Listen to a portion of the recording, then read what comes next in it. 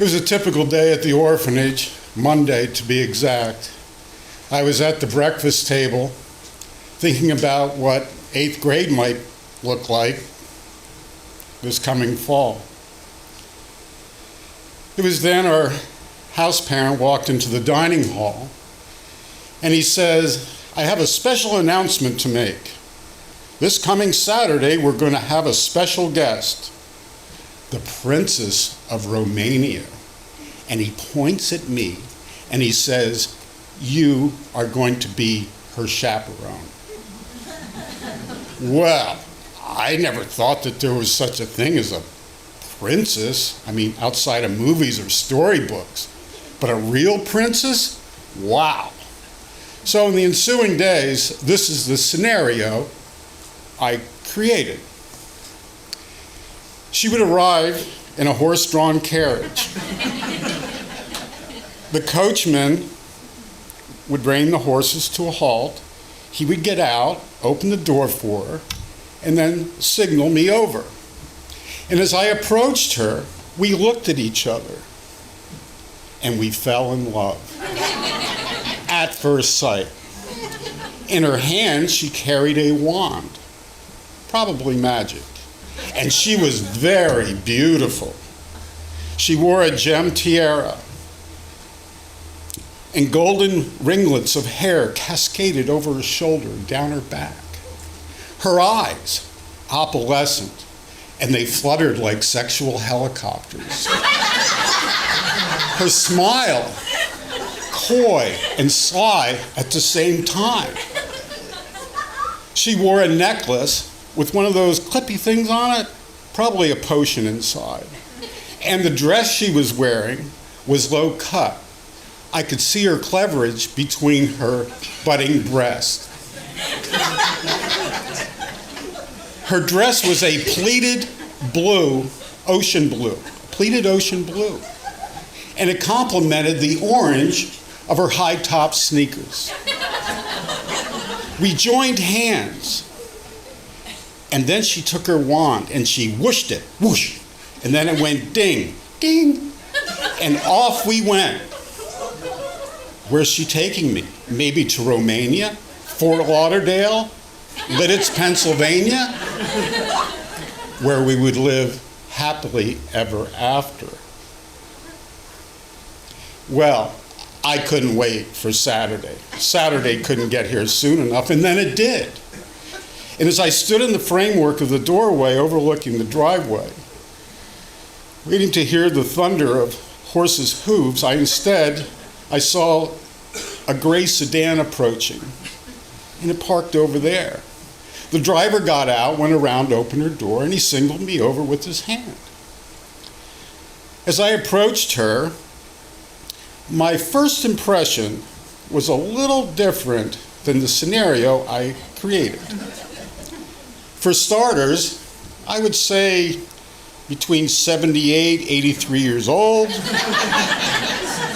She wasn't carrying a wand in her hand. Instead, it was a cane to steady her shuffling gait, perhaps. Beautiful? Absolutely. But there was no gem tiara or cascading ringlets. And her eyes, neither opalescent or fluttering like sexual helicopters. Instead, they just hovered there, like spring does, waiting for the passing of winter. Her smile, well, her smile is one that you would witness in a bakery on any given day of the week. There was no necklace, cleavage, or budding breast, for she had a shawl about her shoulders clutched. Her nondescript dress was hemmed at the knee, revealing her stockings below. I must say they weren't necessarily hung there with care.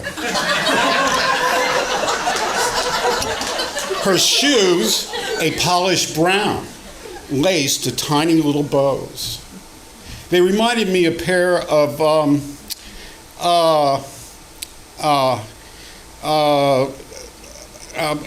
Boston hoppers, I think that's what it was. The heel of one could drive a nail. She then encircled my arm and we commenced to go on our walk about the orphanage. Our conversation was engaging and peppered with laughter. And as we walked along, I got to thinking, my goodness, such a gracious lady this is. So full of compassion, warmth, empathy. Surely, this is what a mother's hug would feel like, consoling one with a scraped knee. We found our way back to the great room where everyone was waiting to hear her story. And her story was how she endured and survived 2 world wars, the rise and the fall of the Soviet Union, and her eventual escape west to the States. The part I remember, from where I was hiding, I could only see the shoes of the conductor as he approached me. Should he find me out, what then? There was a honk indicating that the sedan has returned. It was time for departure. I walked her out to the car and I suggested a handshake. Instead, she took both of my hands and put them together and placed hers over top of mine. Looking at me, she said, "David, I want you to remember this. In times of sadness or loneliness, I want you to dream. Dream of a life that you want for yourself.